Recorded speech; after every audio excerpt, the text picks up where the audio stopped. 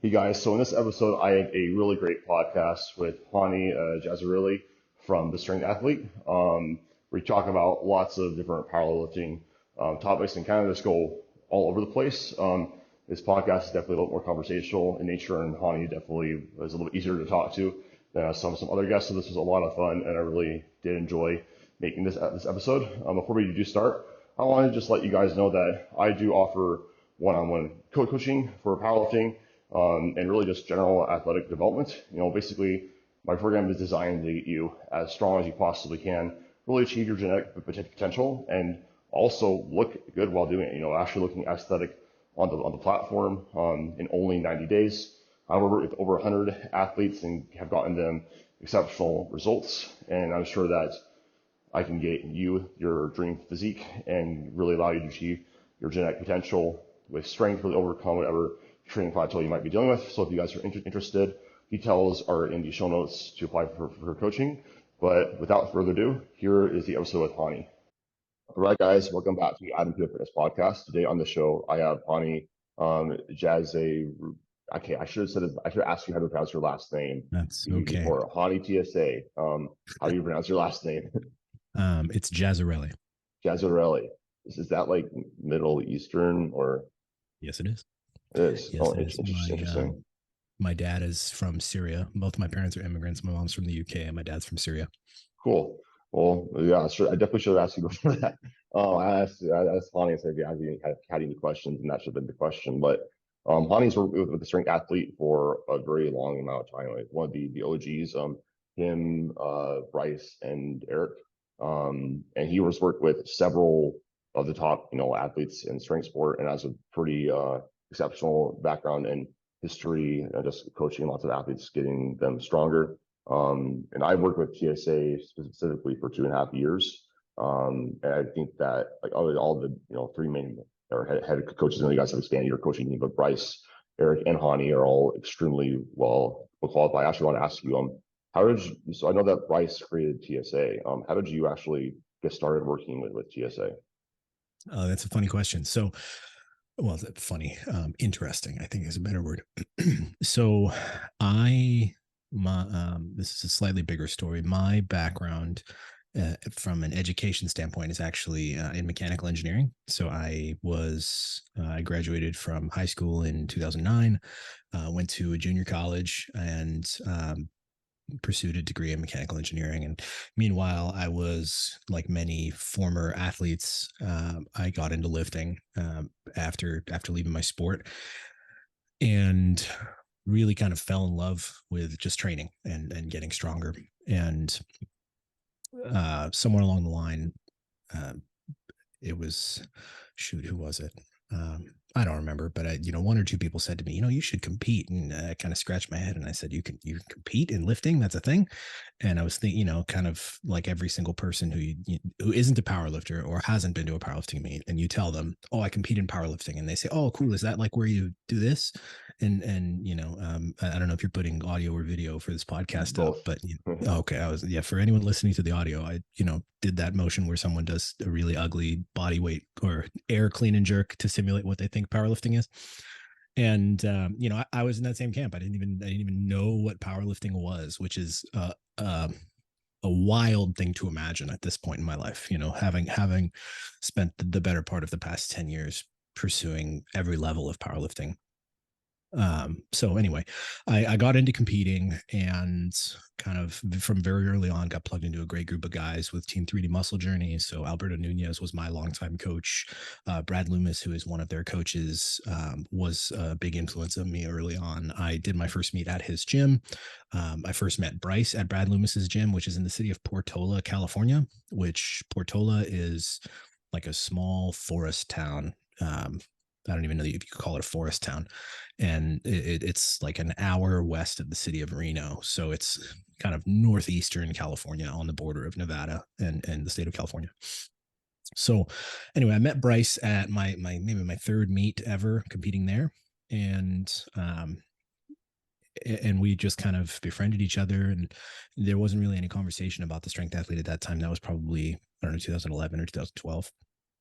And fast forward, he actually lived in the Los Angeles area, And I was in Orange County, which, if you're not geographically familiar, meant we were, somewhere between 30 minutes and 90 minutes away from each other at any given point. And so we would periodically get together and train. And fast forward to 2013, when he is kind of fostering this idea of starting a strength coaching company. He approaches me and kind of asks if I would be interested in being kind of like a intern coach, I guess, when we first started. Again, funny thing to imagine at this point, but for me that is. And I said, yeah, sure. I was going to school, and if you know anything about me as a person, my tendency is to say yes to things pretty much universally. I'm like, oh, cool. I have two jobs, and this is a third way that I can pursue more income. I should do that. That seems smart. I definitely have more space for that. And for perspective, at the time, I was waiting tables. I worked in the service industry for the better part of about 10 years, which frankly I think has been a huge influence on the success I've had in coaching athletes, not from the programming or powerlifting strategy standpoint, but from the human standpoint and managing people and providing good service. And I was also working part-time in the engineering department at UPS, and then I took on the idea of strength coaching. So it was just this tertiary idea in the background of my mind. And that was in early mid 2014, which was officially when the strength athlete came to be, was I think February 2014.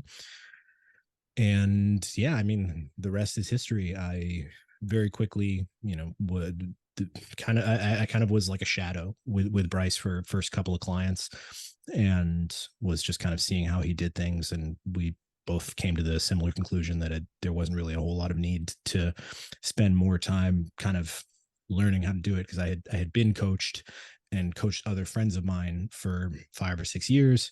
So we just felt confident to dive right in. And this was the early days of online coaching, where, if you were even reasonably capable, you could probably get the job done because there was so little competition.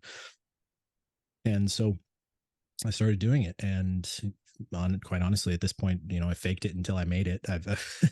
I've had this conversation with a few different people, and I've been so fortunate.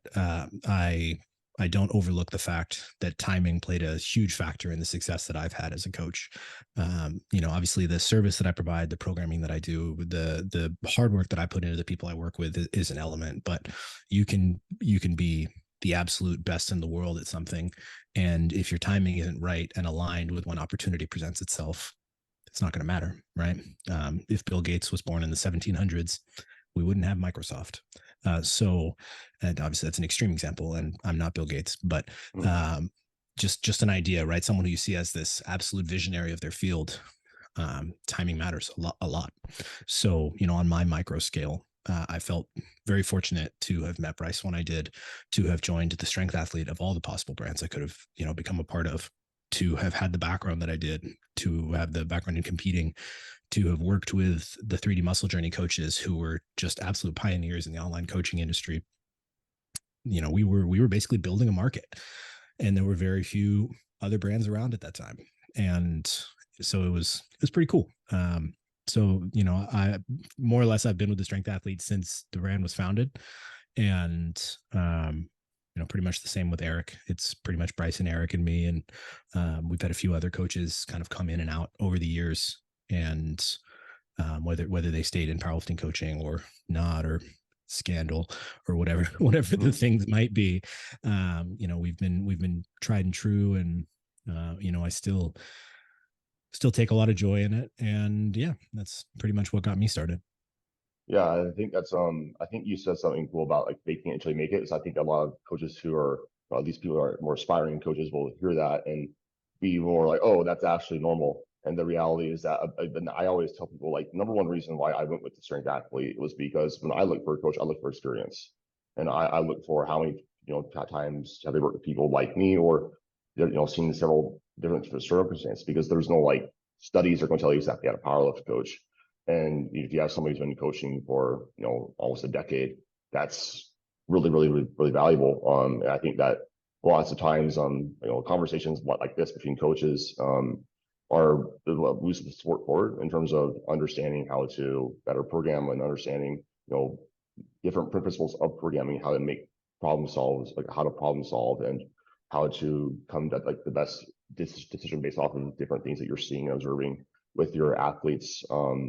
And also just having like a network too of coaches. I think that's one of the main, another really cool thing about having a coaching team. And I recently just, hired on my first assistant coach. And the cool thing about that is that, you, Bryce, and Eric can all kind of talk to each other and say, well, I'm having this issue with my athlete. Like, what do you think I should do? And that's really, really valuable. And Eric told me that like that's something that you guys actually do pretty regularly with all your athletes. Yeah, we it's been pretty cool to have basically grown up in coaching powerlifting. I'll use the term grown up to have gone from feeling like a total imposter to now feeling like a different type of imposter, where I'm having conversations like this in podcasts where people are, asking me questions like, wow, how did you come up? And it's just, it's like, I don't feel like I'm like I belong in that conversation. I mean, I know that I do, but I don't always feel like I do, Mm-hmm. and I try to balance the level of you've earned this and also, retain some humility.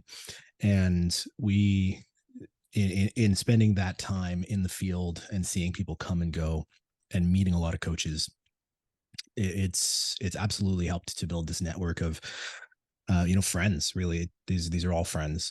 Eric is one of my best friends in the world, and we do talk all the time. And it's been an interesting journey to get to the point where, if we feel pretty solid about what we're doing, and we get to kind of choose who we want to work with and just kind of help people achieve their goals, because we spend so much time in the gym, that it's important to align with the person that you're working with. And a lot of, I guess, wisdom comes with spending more time coaching. And you over time, I think inherently coaches become more conservative, because of the fact that as your sample size grows, you work with more people who are radical outliers, both in terms of being freak athletes and in terms of being whatever the opposite of a freak athlete is, freak non-athletes, I guess, and everything in between. And ultimately, most people are going to fall in the center of that bell curve, but you kind of have to learn to be, I'll use the term inclusive in how you write training, so that you keep people happy in what they're doing and help them to pursue their own goals. And you help to empower them to achieve whatever it is that they want to achieve. And that's been a cool process. And I tell this to pretty much everyone that I coach very regularly. I give them the advice of what I think they should do as a coach, and then I remind them, ultimately, you're in the driver's seat here. I'm like the co-pilot. I'll tell you where to go. You tell me where you want to go. I'll tell you how to get there. But I'm going to tell you that you're probably better off landing here. But I will empower you to get wherever you want to go. And I think that that's kind of really where I've grown as a coach over the years. So yeah, it's been very cool to build that network, to be able to we've had probably 30 or 40 different interns over the years. Angela Katula, who is one of our coaches now, started through our internship program. And we've been very very well positioned to be able to be somewhat influential in the strength coaching space. We've all kind of, I guess, we have not been so, what's the right word here? I guess assertive about retaining that position over the past few years, and have been focused a little more on just doing things right on the lower end of the scale. We live in this social media era where everything just changes in the snap of your fingers. There's very few online popular businesses or subjects or ideas that really last more than, you know however long is a very short period of time in the lifespan of online ideas.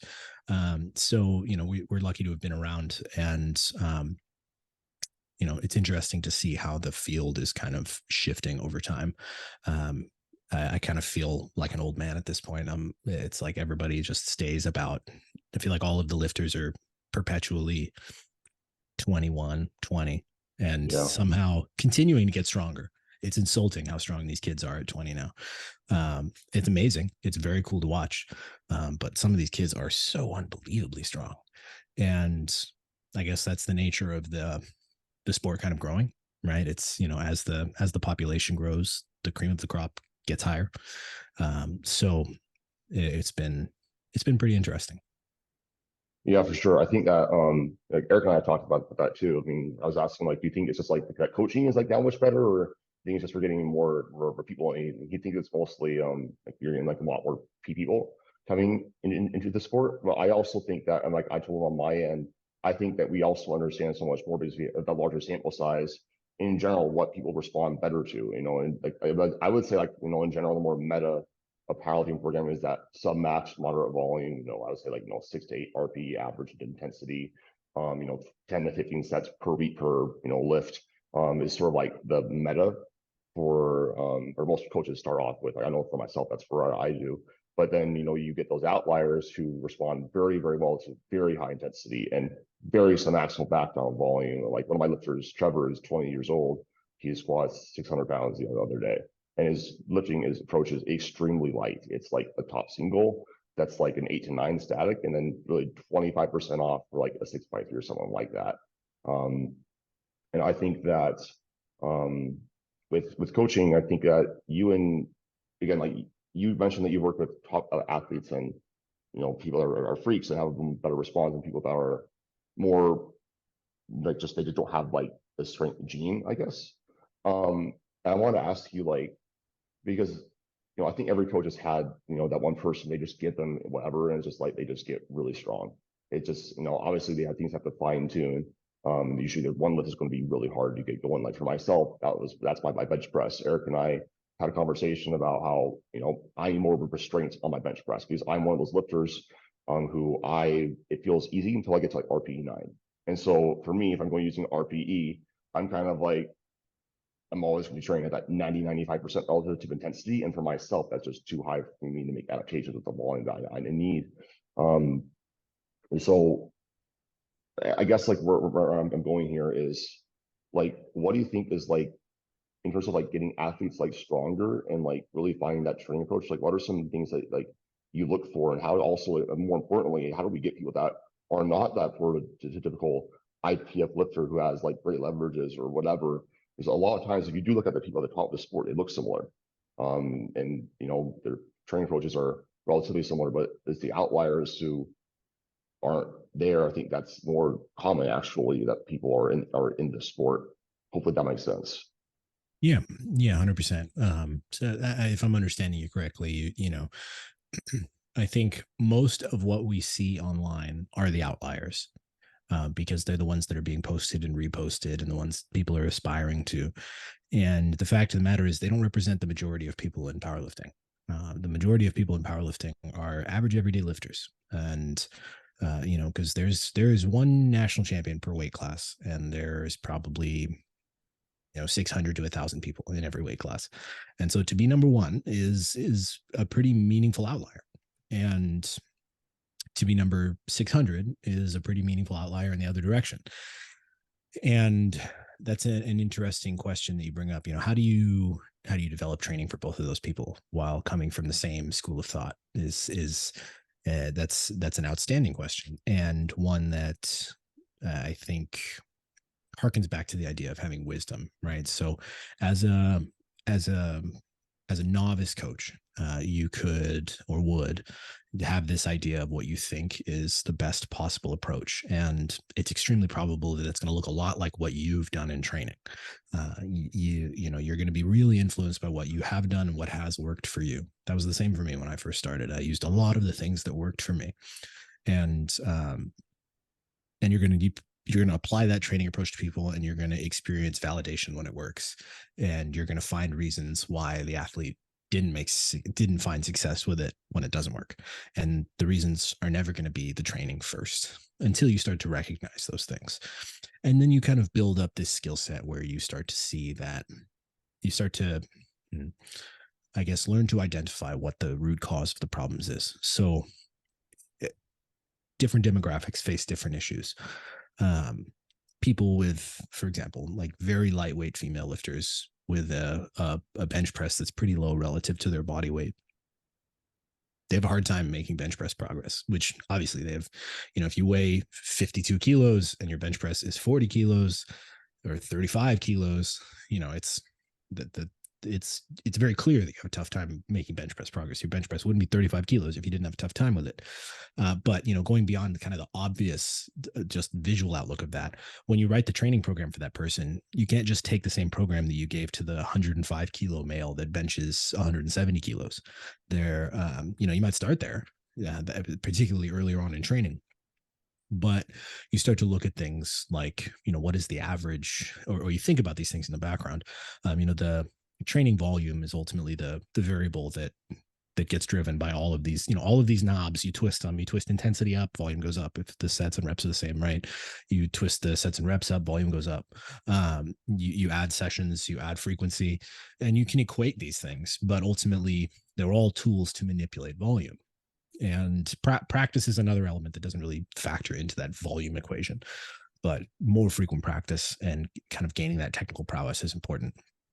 But for someone who is like that 50 kilo female, the wisdom that you develop over time is that, okay, generally speaking, this population requires a ton of volume because the amount of work they're getting per set is very low. So you end up giving them more frequency, more sets, but then you face challenges like how much can their body take, how healthy are their shoulders, how strong are kind of the pulling muscles in their upper body, are they keeping a balance between their pressing and their rowing?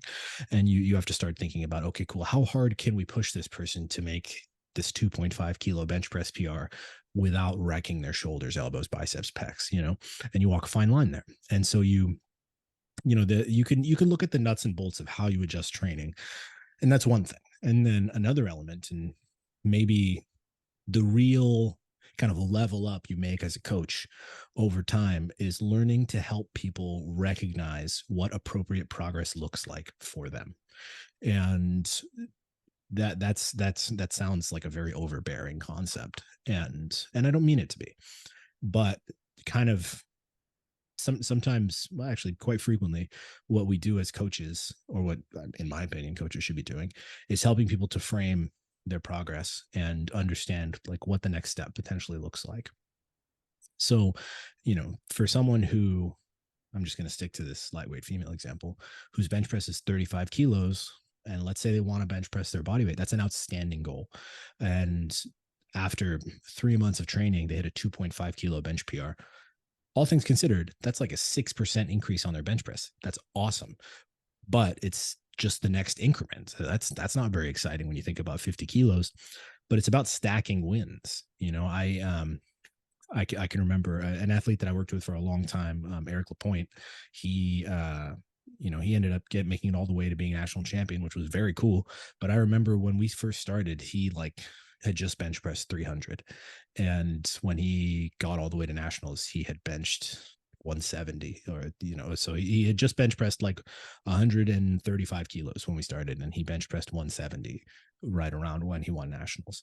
And, you would look at those two things and think there was some really cool training and some kind of big jump somewhere along the way. There was not. That was a ton of work and a ton of 2.5 kilo PRs and a ton of missed lifts and meets along the way. And not a ton, but, some missed thirds.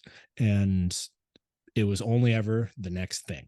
And if all you ever focus on is the next thing, you're not going to take the step that you need to get there. And I find that this is a particularly challenging thing with lighter weight people, because they, those first few PRs take some time. You kind of got to build a little bit of training momentum. But all of that to say, it's about building the idea of process orientation, which is not, and again, it's not like the sexy idea. Everyone wants us to make a ton of progress fast. And I could probably write a program that would take your squat and put 50 pounds on it in 90 days. But you're probably going to break in the 4th month, like your knees, your back, something will break. And, no, I won't say no. It's very rare that you are doing the meet that's going to matter to you the most forever, right? Because there's always more meets. It might be the only time you ever make it to Worlds, or it might be, you just happen to squeak into qualification for the Arnold, and the qualification standard is going to go up next year. And you really want to just gas out at this meet. And that's cool. I'm not the coach to lean into that mentality. I don't think I've ever had that conversation with anybody that we're going to aim for this to be your best meet ever and for you to never compete again. That's not my approach. My approach is always about finding joy in the process as much as we can. And if someone doesn't find joy in the process, adjusting the process. I had a conversation with an athlete not a conversation. He sent me an update, and what I recorded and sent back to him was kind of like, man, it's clear you're not having fun right now. This is supposed to be, and it's not always fun. Training's not always fun, but it was very much, whatever anti-fun is, that's what he was experiencing. And so my suggestion was like, we gotta kind of ease off here for a month or two and let yourself kind of recenter and find joy in just the basics again. Because if all you're doing is ever pushing for the fastest possible progress, it's like, where does that end? And your progress does eventually slow down, and you do eventually start to get close to your physical limits. And that doesn't, I'm not saying that you won't be able to consistently make progress until, there's probably a top of the hill somewhere where you're riding down from there on, but I think it's probably further along than most people would imagine. So, you have to learn to have fun along the way, or at least to make the most of the times when you do. So yeah, I think I got a little bit off track here. In terms of creating training for all the different types of athletes, I think good training looks very similar from one athlete to the next. Again, talking about the bell curve, most people are going to respond pretty well to, a general sense of, some moderate amount of volume, some moderate amount of frequency, some moderate amount of average intensity. The lifts between 2 and 3 times per week, deadlift 1 to 2 a week, bench press 2 to 4 times a week, average intensity in that 75% range. If you zoom your eyes out and blur on most training programs that are built with those ideas in mind, they'll probably work for just about everybody. And then you adjust as needed based on how people respond, and you kind of figure those things out over time. It's a little bit of, this is what I think will work for you based on my experience, and then a whole lot of, these are the adjustments we're going to make based on how things are going. You start out with someone who you have them squat 2 a week. Their squat's not making progress. They feel pretty fresh every day. All right, cool. Maybe we need some more volume. Maybe you need another day squatting. Maybe, you kind of work your way through this checklist, this flow chart of, how do you feel physically? Could you tolerate more volume? What's the appropriate way to get more volume? And that can be adding sets, that can be adding accessory work, that can be adding an instance of frequency. And you kind of learn to build your flow chart and fit that into your style of training.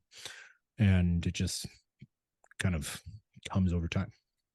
Right. And I think that what you said there there's a lot of really good stuff there. I think going off of what you recently said though, with zooming out, yeah, like most of the training programs I write for my athletes, it's like, yeah, that's around like what it is. And then, that important problem solving over time. And I think that the most important thing is knowing as a coach, if an athlete is communicating to you, they're feeling a certain way on X lift, on X day, you can tell them, actually, that's what I'm expecting you to feel. Like, for example, I'm like, if it's on your secondary bench day after you had your more of a volume bench day after your strength day or something like that, you might feel a little bit beat up neurologically, but that's fine. Like that's what I expect.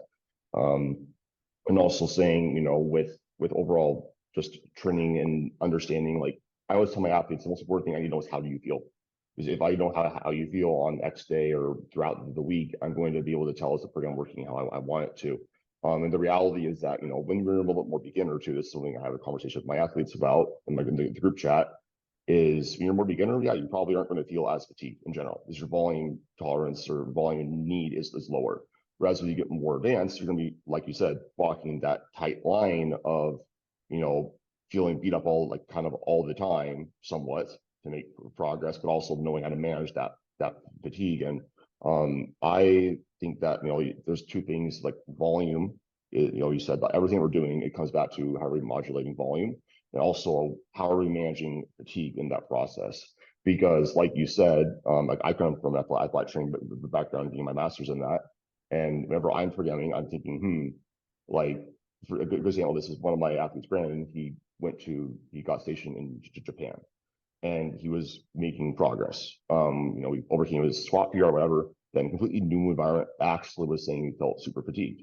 And then I was like, cool, maybe this is fatigue. I looked at the program, I was like, probably not. The 75 kilo dude, 5'6", moderate strength levels. This is probably around what he needs. But I said, whatever, we're going to go try this. lower down the volume, and he backslid. And then he got kind of like, what the hell? And I'm like, yeah, like, I kind of saw this coming. And then slowly ramped up the volume for this next block. Okay, started to feel a little bit better. And then we're slowly ramping up to where I think he needs to be in this next block. And week one, he sends me over a message yesterday, and he's like, hey, like, blah, blah, like, I still like not noticing. I'm like, yeah, it's probably going to take like again at the end of the block to like see anything. So also understanding when we make changes, it's not always going to be immediate. We're not always going to see those changes. And that's why we need, a block link. That's why the whole concept of time to peak is important to understand. For an athlete, it's like that's when we're going to understand, are we actually, seeing the adaptations that we want? Not only that, understanding that typically with that peak condition, you're probably the most fatigued you are too. That's okay. As long as you're coming into the gym, your programming is properly structured. We're going to be able to tell if that's working or is that not. How is the block going? How do we make adjustments? And I like what you said though, is that we're a lot more similar than we are different. And if you look at lots of these strength programs for different athletes, I would say a lot of it comes back down to that psychological aspect of what do you enjoy the most doing. Like what do you like doing? Some people like who come from athletic backgrounds are used to doing a lot of work, and they'd rather take a little bit more, maybe a little bit lighter in intensity at these changes, doing a little bit more volume. Maybe some people really like pushing hard, and that's more their, they're very intense, they're more aggressive, and that person they really like going heavy. With Trevor, for example, like I mentioned, like he needs a lot of skill practice. That's why like that light power work after his heavy top set works really, really, really well. But yeah, like with just going over like just overall enjoyment of like a program and just like making small adjustments and just communicating with your athletes back and forth to make sure that we're coming towards something that works a little bit better. I also think it's important to understand too. It's as athletes and coaches, it's very tempting to be like, oh, well, maybe we could make better progress than we are right now. But past that beginner stage, especially, and I think Eric Helms said this, if you're making any progress, you're probably pretty close to optimal because the bandwidth of what works from becoming beginner to intermediate to advanced is it's smaller. And I think you guys have a great podcast too about like you're probably more advanced than you think. A lot of that athletes are. Now I think something that can change that is the weight class question. Moving up weight class that can open up a new ceiling of progress. That doesn't always, but it can.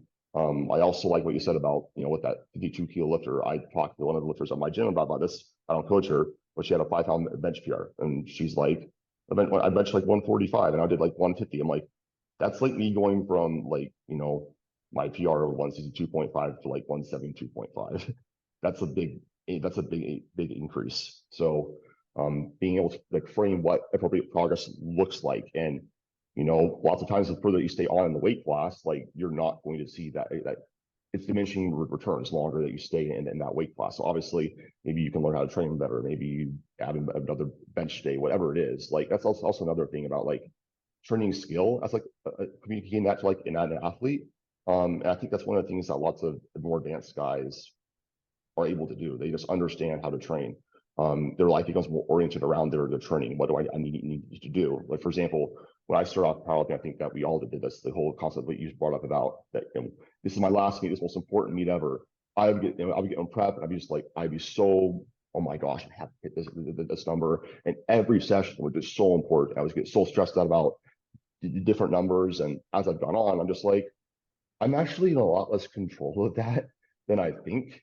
I'm just going to trust my programming. I'm going to go in. I'm going to train. I want to hit my RPE. And you know what? If it's there, it's there. Like I deadlifted 722 on Wednesday.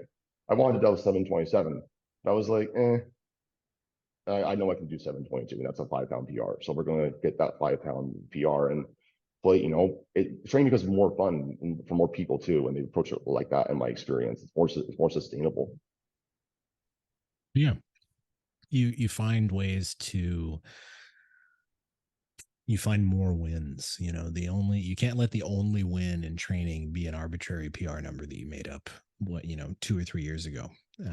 The everything along the way is a win. Effort PRs, rep PRs, accessory lift PRs, they all matter. And obviously improving your 10 rep bicep curl isn't really going to translate into your 727 deadlift, but if you learn to take joy in all of those things and to allow them all to reflect the fact that your training is worthwhile, it just becomes more fun. And I think that the more ways you can have fun in training, the more likely you are uh, to stay at it. And another thing I said into an update the other day, uh, we're training all year round, right? And usually at any given point in training, one of your lifts is probably going pretty well. And one of them you're probably struggling with in some capacity, whether it's nursing some kind of small injury, or whether it's not making progress the way that you want, or some combination of other factors. In my experience, usually one tends to be better than the rest, and one tends to be, I guess that's the law of averages, right? With three different things, one is going to be the top, one's going to be the middle, one's going to be the bottom. So I'm stating kind of the obvious there, but once in a while, once in a very rare while, you're doing what feels like well on all three lifts. And I think that comes up, usually there's a few times where you experience that. Number one is when you start a new training approach. Usually you're fired up mentally. You are, whether intentionally or otherwise, you're putting more into both your training and your recovery, and you're just really bought in. And so every session you go in, it's novel. It's like learning something new. It's exciting. And so that once in a while it's like that. Or another time, and this is the conversation I was having, this is someone I've been coaching for a while, and we kind of, turned all the right knobs the enough amounts of times that we landed in somewhere where all of the wheels were turning really nicely. And I'm like, let's just take a minute and step back and appreciate this, because these moments don't come by very often. It's very, very rare where you're really doing well on all three lifts and you haven't just started something very new. And I think that's it's important to just recognize those moments. And we're so quick to glaze over those things and to just kind of move on to the next thing. It's like a little bit of reflection and a little bit of gratitude to your body and what it's doing, and kind of well, I just used the word gratitude to your body. My girlfriend would be proud, but that is some fluffy shit. But for real, like to be excited about what's happening right now and kind of be present in the success you're finding in training, I think can be pretty valuable and can help in those times where things are not going well, because likewise there will be times where all three lifts are going poorly. And usually you're going to land somewhere in the middle and you're going to be making some progress. And frankly, I'm of the opinion that if you're doing some amount of training on all three lifts, you can maintain most of your strength pretty easily. You can maintain. It's that's like a very not presumptuous, but you're making a lot of assumptions in making that statement. I am making a lot of assumptions in making that statement. But if you're doing some element of decent training and you're eating a decent amount of protein and you're sleeping more than 5 hours a night, you're probably holding on to most of the progress you've made up to this point. Most. But to, that aside, you just got to take joy along the way and learn to recognize the good moments while they're there. Right. It's, again, got off topic, but, circle me back. What was I supposed to? I feel like I got away from the question you asked. No, I mean, this is just a general like conversation.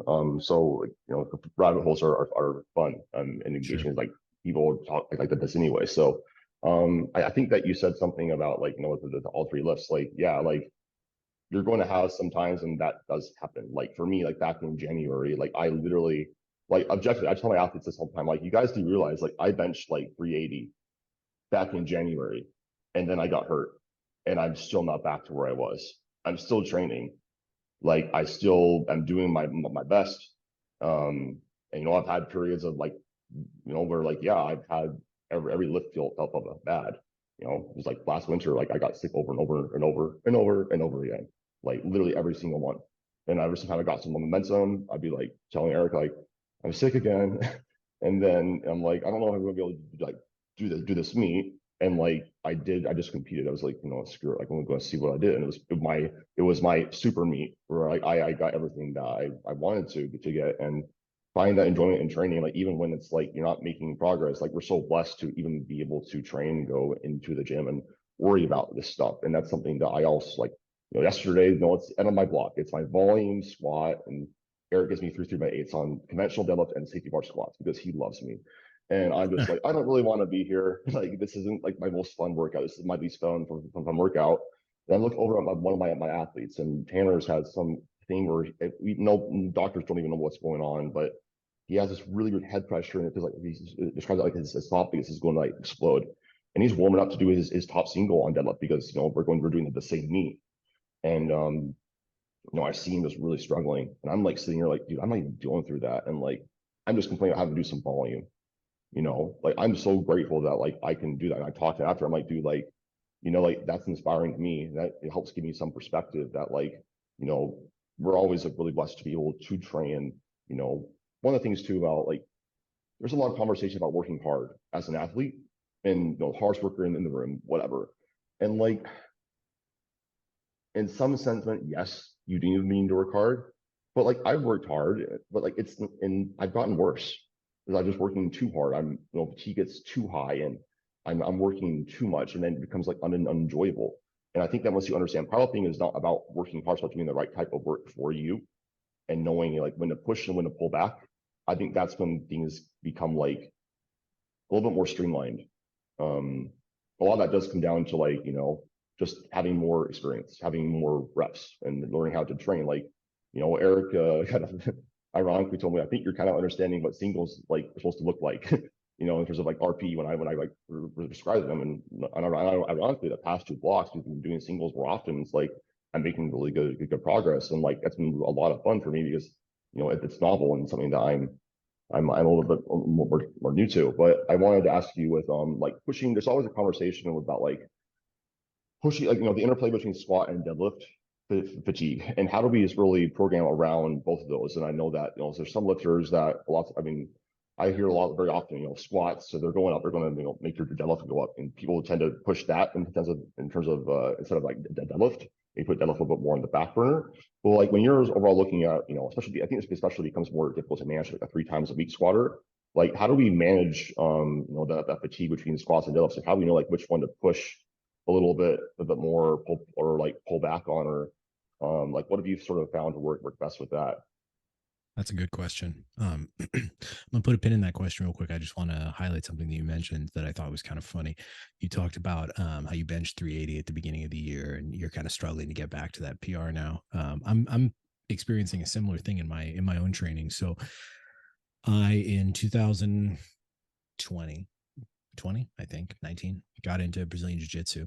Like every other old power lifter, and um, kind of put my training on the back burner. And I hadn't competed since 2017, and I had like the best meet I'd ever had at the American Open in 2017, and then got into Brazilian Jiu Jitsu and kind of drifted away from training for a little bit and sustained this. I separated my AC joint at one point, and basically just my shoulders, an existing shoulder issue became a different shoulder issue, and it just got worse and worse and worse and worse and worse. And so I started. I took a break from jiu-jitsu last year in the month of May, and I started really kind of diving into shoulder rehab this year, and a little bit of similar perspective. So looking back on where I was, there was a period where I was doing like daily max style bench press training, and I was actually like RPE 9.5, maxing out my bench 3 days a week for 9 or 10 weeks in a row, 2 separate times, and which is a stupid way to train. Do not recommend. But I mean, I benched over 400 pounds, probably 25 separate times, and this week in the gym, my bench work sets were 215 for sets of 3, and they're not terribly hard, but they're also not terribly comfortable, right? So this is like a much longer time frame, much larger scale injury involved, but it's interesting and a similar perspective, and that's been a really humbling experience for me. To just have to redefine what the norm is and kind of buy into the medicine I feed to people about, you have to participate in this process if you want to get back to where you want to be. So an interesting perspective there. I actually, best bench I ever had, I benched 415 in Eric's garage in where we're Florida. Yeah, I think, yeah, that was way back when Eric lived in Florida. So anyway, to the question at hand, managing fatigue is an interesting question. So, generally speaking, I fall into the camp that we want to drive the deadlift more with the squat, as I find that people tend to tolerate squat volume better. But there are some people that don't. There are some people that, you can almost drive their squat with the right type of deadlift training. I would say that's more rare than not, but there have been instances of that. Another fortunate thing of me kind of having coached for as long as I have is I've worked with a lot of athletes, so I've had exposure to every type. Not maybe not every, right? I guess it's impossible for me to know if every, but to many of the varieties of responses to training. And I would say by and large, the biggest issue is kind of balancing. Well, I guess in a world where knee issues don't exist, you can really do a lot of training driven around the squat and really focus a lot of deadlift training on what I would call technically challenging variations. So things like a pause deadlift, for example, I find is for almost everyone more rewarding than the competition deadlift in terms of progress, because I think that the biggest issue we face with deadlift is it's very rarely strength. It's typically more so that there's some kind of technical breakdown in the setup, because it's not the execution of a properly set up deadlift is not, it's not terribly technical.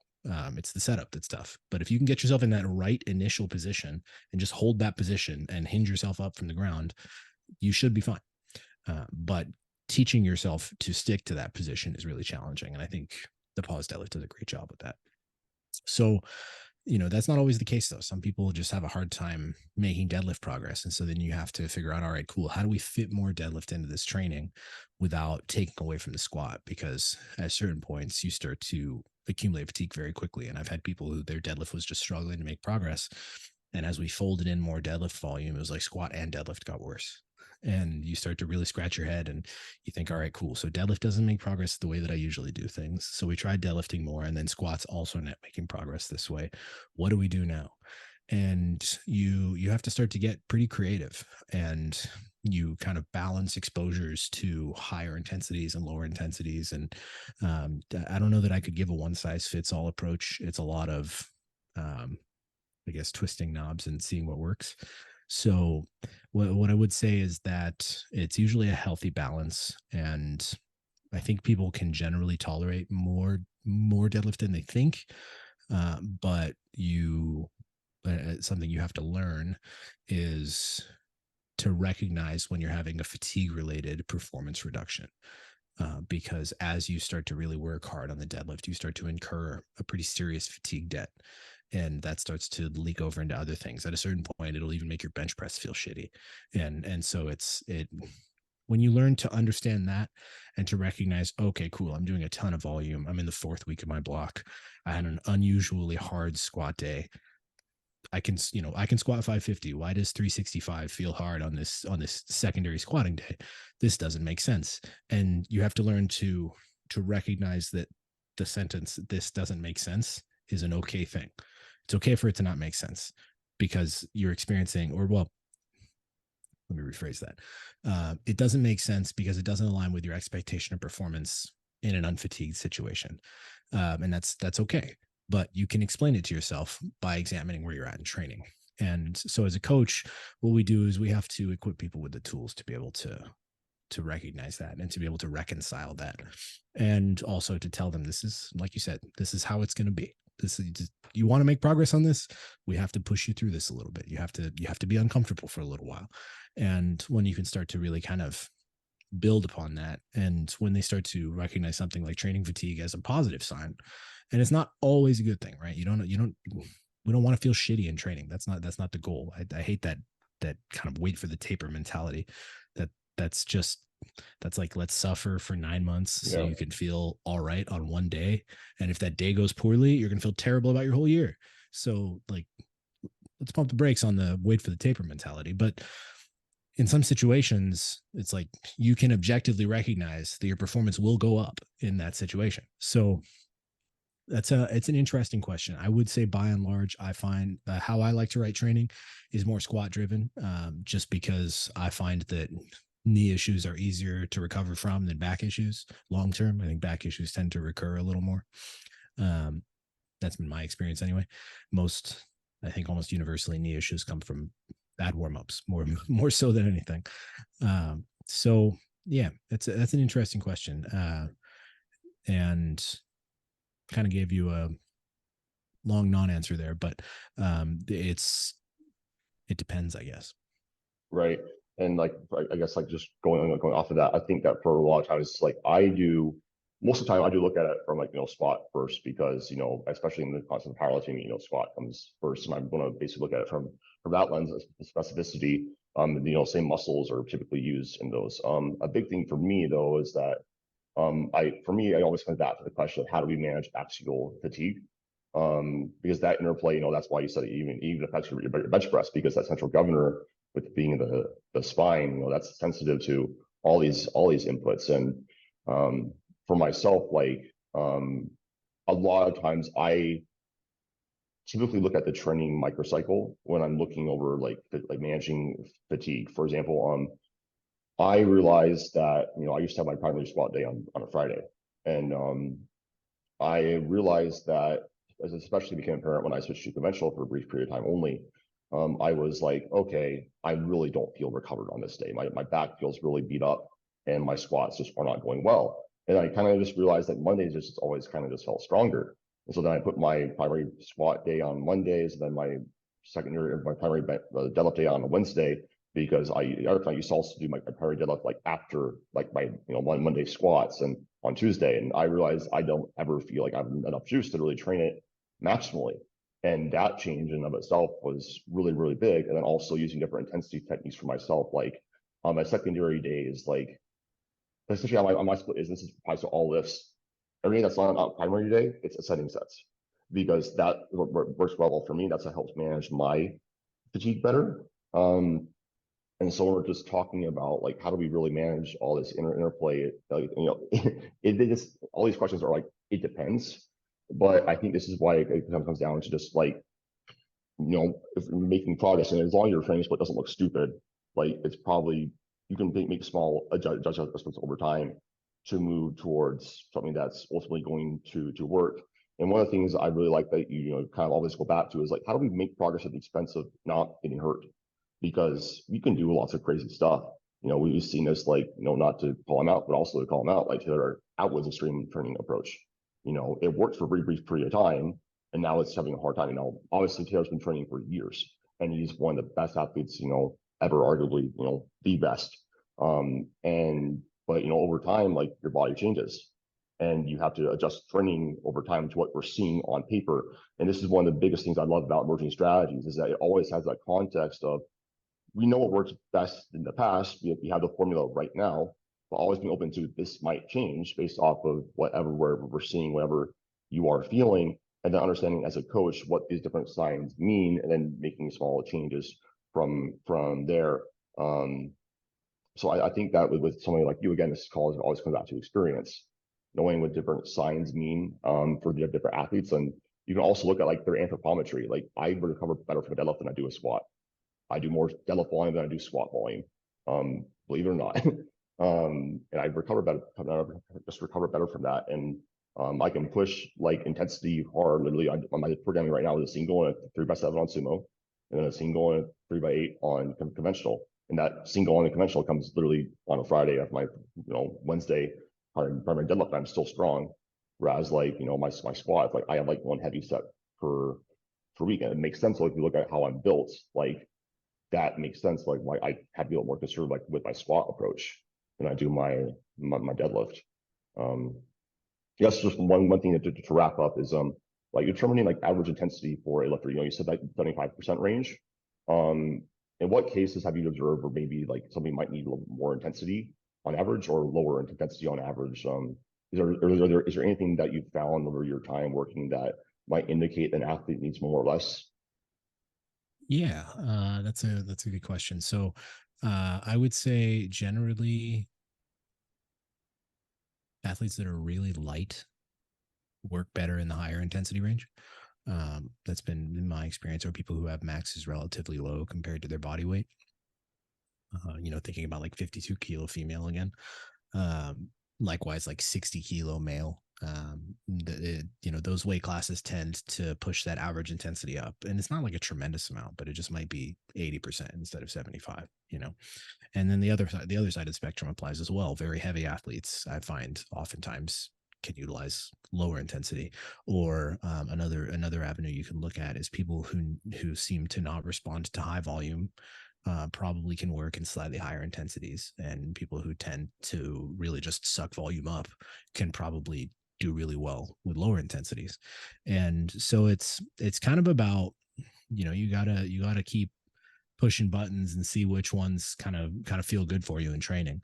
So if in your case, like, you're doing what would be for a lot of athletes a nonsensical training approach on deadlift, right? It's the idea of doing 6 high rep sets of 2 different types of deadlift in the same week every week is, I mean, just from a conventional view standpoint, is kind of bananas. But Am I that's the working. only person I've talked to who trains that up like this? Yeah.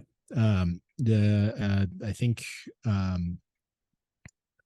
Eric Point, who I coached, was very much the same. He would be doing like 4 sets of 8 or 10 on his sumo on one day, and multiple sets of conventional on another day, and responded well to it. And it's kind of about finding what works for you. And that's the nice thing about building a relationship with a coach over time, that you trust their judgment, is you get to work on those experiments, and you get to have input. And you touched on something that I think is important. We as coaches, especially for people who are newer coaches, you can develop this, I'll use the word ego, that you think what's best. And I made that mistake enough times early on with high level athletes, where they were doing something that got them to a high level, and I took and had them do something completely different. And that's, I think, the wrong move. I think what you can do as a coach is you can help them to find the places in what they're already doing that's already working, that maybe isn't working as well as they want it to, or that maybe will lead them down a path towards some kind of long-term injury, and help them to kind of refine that. And that's the wisdom they're seeking from you as a coach. They're not necessarily looking for some drastic change. If you have a 20-year-old that's squatting 600 pounds, if they were to go from you to another coach, my hope is that the other coach wouldn't change the squat training tremendously, right? Because something's obviously going pretty well. And so, that same mentality should apply with athletes that are coming into us as coaches. All right, cool. So your deadlift is, you have a world-class deadlift. Cool. Let's keep doing what you're doing on deadlift. Let's find a way to make your squat come up, though. And, you look at it from almost a whack-a-mole perspective. And so, don't whack the moles that aren't visible. And, yeah, that's kind of how I approach things. Right. I also think that sometimes just like it's just knowing like when to introduce novelty, because like something things can get stale, and like by one athlete who just came for me, like doing a linear strong 5x5. All I did was I just was like, let's give you a different top set, and let's do a little bit different like rep scheme, but keep following the same. And he's making like more progress. Like, it doesn't need to be dramatic. Like, I think that smaller changes too. That's one thing I've noticed with this really big side of coaching with maturity, is just making small changes at a time. Instead of what lots of coaches do, oh, something's not working, let's scrap everything. It's like, nope, like probably you could maybe, add in another top set, or add in the one set on this secondary day, and or whatever it may be. And then you just make, if you're making progress before, assuming that, like, you probably don't need to reinvent the wheel. You're probably close enough anyways. You just need to add some lubricant. So, Hani, Exactly. thank you so much for coming on. This is an awesome conversation. It really flew by. But if you want to find you or hire you for coaching? Where should they head? Well, so I'm not super active on Instagram these days, but that's kind of the easiest way to get a hold of me, with a direct message at Hani, HANI _TSA. And my email is just HANI at thestrengthathlete.com. I'm not actively taking new clients currently, but I'm always willing to have conversations, and I might be able to plug people into resources for things that they need. Just because I am not taking new clients doesn't mean that I can't connect you with someone who is. And so it's been a pleasure chatting with you, Adam. Yeah, and just like though I have like my own coaching company, I can highly endorse TSA. And anybody, if you guys work with TSA, you guys are going to see some great progress. They really care about their athletes, and proof is really in the pudding with their reputation. So, thank you so much again, and thanks to the listeners for listening. I'll talk to you guys in the next one.